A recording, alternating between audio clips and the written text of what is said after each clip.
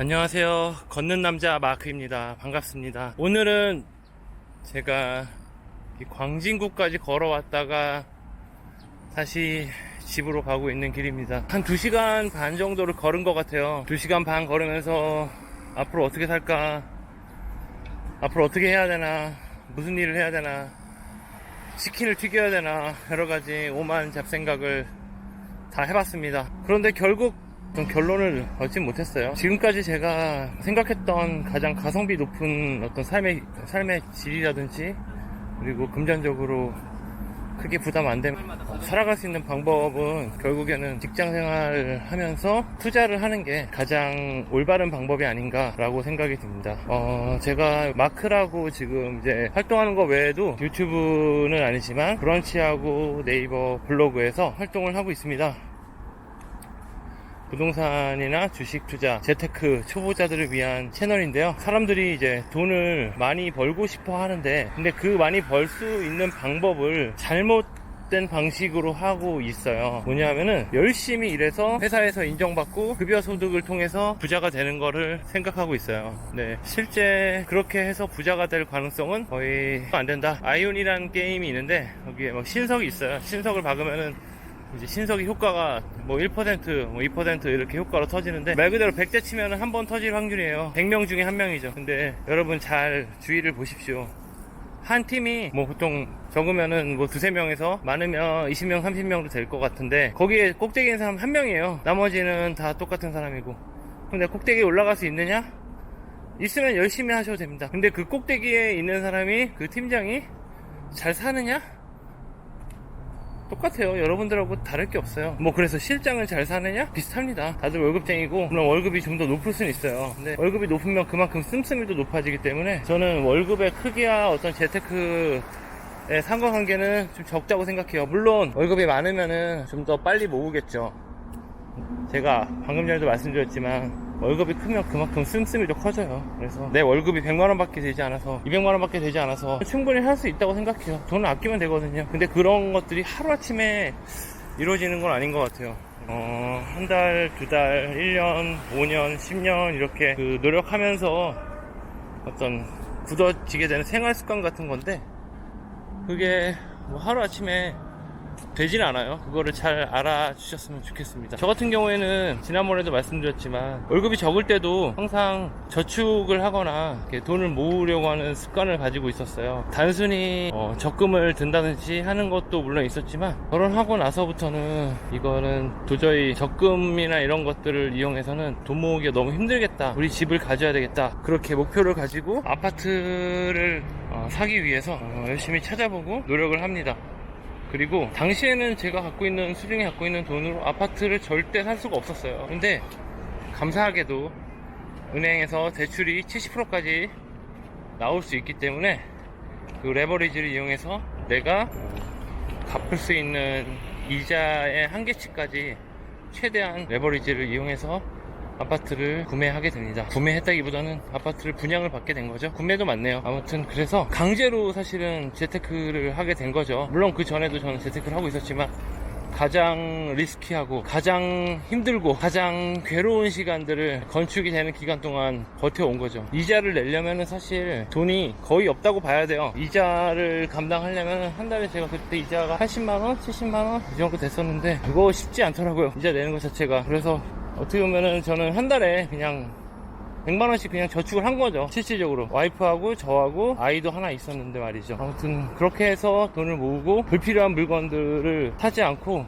그냥 돈 모으는 데 집중했었던 것 같아요. 아무튼 그 월급으로만 부자가 되려고 하시는 분들한테 말씀을 또 추가로 드리면, 이제 적금 같은 경우에 금리가 뭐 많으면 3~4%밖에 안 돼요. 그런데 주식에 투자하게 되면은 그 수익률이 연에 10% 이상은 반드시 나올 수 있다고 생각하거든요. 왜냐하면 이게 리스크가 있긴 해요. 제 계좌에도 보면 한 종목은 45%, 한 종목은 한 뭐 2~3%, 한 종목은 8% 이 정도 이렇게 되거든요. 그런데 결국에는 전체적으로 평균을 내봤을 때 수익률이 한 27%, 28% 되거든요. 아무튼 여러분들께서 주식 투자를 꼭 하시면 좋겠는 게, 제가 다양한 방식의 투자를 해봤는데 결국에는 주식 투자만큼 효과적이고 그리고 플렉서블한 그런 투자가 없더라고요. 일단은 아파트는 시세가 많이 오르긴 하는데 지금 여러분도 아시겠지만 부동산 규제를 시작하고 나서 아파트 값이 천정부지로 올랐습니다. 그래서 살 수가 없어요. 그리고 구축 아파트는 메리트가 없거든요. 지금의 젊은이들은 다들 신축 아파트에 살고 싶어 하고 교통이 좋은 도시, 직장이 많은 도시에 살고 싶어 해요. 그런데 그런 아파트들은 이미 많이 올라 버렸고 혹여나 적정한 가격으로 나온다고 해도 경쟁률이 너무 심해요. 제가 지금 살고 있는 아파트가 사실 수익률이 거의 300% 정도 돼요. 실질적으로 따졌을 때 투입한 금액 대비. 그런데 제가 봤을 때는 그것보다는 주식 투자를 했을 때 지금은 주식 투자 같은 경우에는 부동산처럼 몇 년을 이렇게 묶여 있을 필요가 없거든요. 저희가 필요하면은 추가로 불입하기도 되게 쉬워요. 원금이 계속 늘어날 수가 있다는 거죠. 그런데 이제 매일 호가창만 들여다보고 주식을 막 샀다 팔았다 하면은 중간중간에 세금도 많이 나오고 손실을 낼 가망성이 상당히 큽니다. 그래서 제가 추천드리고 싶은 거는 워렌 버핏이나 아니면은 존리 대표의 이야기처럼 우량 주식을 사서 5년이고 10년이고 보유를 하는 거죠. 근데 이게 말이 쉽지 진짜 어려워요. 진짜 어려워요. 저도 주식 투자를 10년 넘게 했지만 정말 1년 이상 보유하고 있었던 케이스는 한 개밖에 없어요. 그만큼 사람이 인내심을 갖고 그거를 가져가기가 상당히 힘듭니다. 5년 10년 보유하라는 얘기는 5년 10년을 무조건 들고 있어라 라는 얘기로 해석하시면 안 되고 그만큼 오랫동안 투자할 수 있고 가치 있는 회사를 잘 발굴해서 그 회사에 장기간 투자하라. 그 장기간이 1년이 될 수도 있고 2년이 될 수도 있고 3년이 될 수도 있고 예를 들면은 2년이 지났는데 3년이 지났는데 그 기업의 밸류가 계속 높아지고 혹은 변함이 없다면 계속 투자를 해야 되겠죠. 그런데 그 회사의 가치가 떨어졌거나 아니면 경영상의 이슈가 있다던가 아니면 실적이 나빠졌다 계속될 것으로 예상된다 라고 생각했을 때는 주식 비중을 줄이거나 매도를 해야 되겠죠. 그러니까 대가들의 말씀을 너무 고지고대로 액면 그대로 받아들이지 마시고 내포되어 있는 의미를 깨달으셔야 투자에서 실패하지 않을 수 있습니다. 그리고 주식시장에서 등락은 계속 될 수밖에 없어요. 4% 떨어질 때도 있고 10% 떨어질 때도 있고 5% 오를 때도 있고 10% 오를 수 있고 그렇기 때문에 그런 것에 일희일비하게 되면은 주식 투자를 하면서 너무 스트레스를 받게 됩니다. 사기 전까지 신중하게 상품을 고르고 그리고 그 종목을 4-5개 정도에서 자기가 컨트롤할 수 있는 그런 수준으로 관리하게 된다면 저 같은 평범한 직장인들도 건강하고 즐겁게 투자를 할 수가 있거든요. 절대 하지 말아야 될 게 바로 전업투자자입니다. 자신의 수익률이 조금 높아졌다고 해서 전업투자를 꿈꾸고 계신 분들이 계신데 전업투자는 실질적으로 공부도 엄청 많이 필요하고 장기투자보다는 이제 단타매매 매일매일 거래하고 대응하고 1% 2% 이렇게 수익률을 쌓아가는 게 투자자들의 하는 일이거든요. 결국엔 뭐 트레이더 같은 거죠. 자, 우리가 인생을 즐겁고 행복하게 살려는 게 정말 어찌 보면 직장 생활을 통해서 자아실현을 하고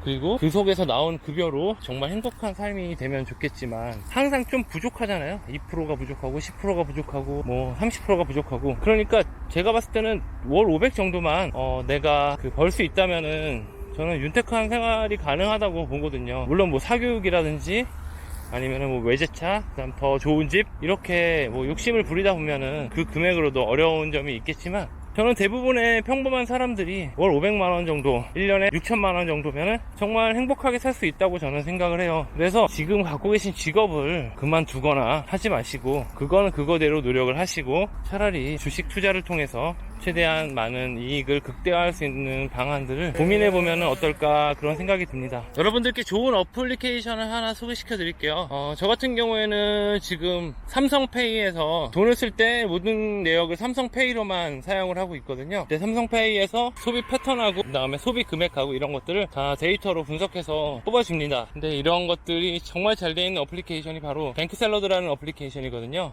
뱅크샐러드 어플리케이션을 까시고 은행과 카드사와 연동을 하면은 여러분들이 사용하고 있는 카드에 대한 그런 내역들이 모두 연동이 돼서 여러분들의 소비 패턴을 파악하고 분석하는데 많은 도움이 됩니다. 내가 돈을 벌고 돈을 모으고 돈을 불리기 위해서는 지금 내 상황이 어떤 상태인지, 내 재정 상태는 어떤지, 그런 부분에 대해서 정확하게 파악하고 진단할 필요가 있습니다. 그 과정이 있지 않으면 여러분들이 진짜로 원하는 그런 부의 세계로 가기는 조금 어려울 것 같아요. 그리고 가장 중요한 거는 남들과 비교하지 않는 거라고 생각합니다. 내가 가만히 있었을 때 0%였다면 뭔가 투자 활동 또는 가계부를 쓰는 행동을 통해서 내 재정 상태가 10% 나아졌다, 20% 나아졌다 라고 어제 나하고 비교하는 것이 가장 올바르고 가장 훌륭한 자세가 아닐까 생각합니다. 그렇게 하루 이틀 쌓여가다 보면 여러분께서 갖고 계신 경제 마인드가 좀 더 좋아지고 좀 더 큰 금액을 운용하거나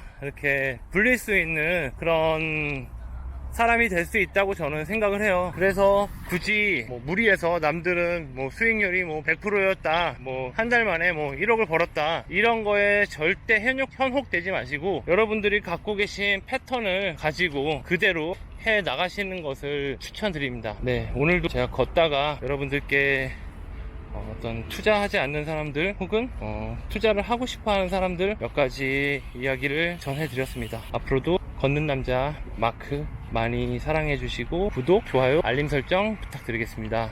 감사합니다.